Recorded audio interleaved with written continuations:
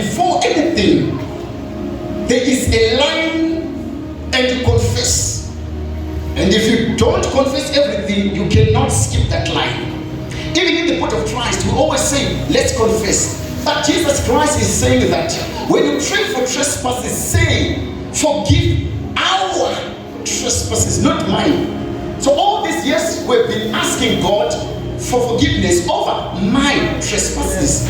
But God is saying that when you ask for a community. Say, God, forgive Pretoria, forgive Sunnyside, forgive South Africa, forgive my president. Who is the president? Forgive Mnangagwa. Then when that happens, he's saying that I'm going to supply.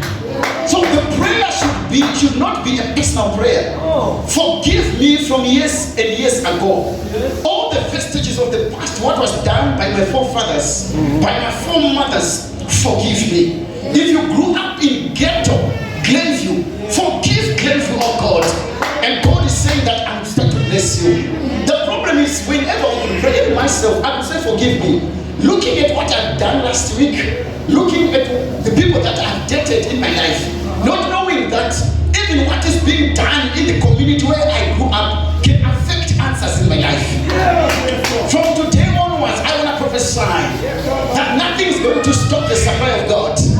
Nothing is going to stop the move of God in life. Oh God, forgive us our trespasses. You may be holy, but God is saying that the answer is predicated and premised on praying for the whole community. You know you are holy. So I can only get answers when the whole community is holy. So which means we have got a big job, Sister Emma. The whole KZN, Smith, must be blessed and saved before God starts to look at you and start to bless things upon your life. Am I talking about in this place? So which means when you say forgive us, it means release us from the judgments or guilt of. Then you put all the guilts. Guilt of coming to church late, forgive me. Guilty of not being a giver, forgive me. Guilty of being a gossiper, forgive me. So which means you may not be a gossiper, but if you've got an auntie who is a gossiper, pray for her. When she's forgiven, the blessings are coming to you. There is a judgment that follows such people. So our forgiveness must be corporate. It mustn't be personal. It must be community forgiveness. So trespassing, what is to trespass? I've seen signposts that are written, trespassers will be prosecuted.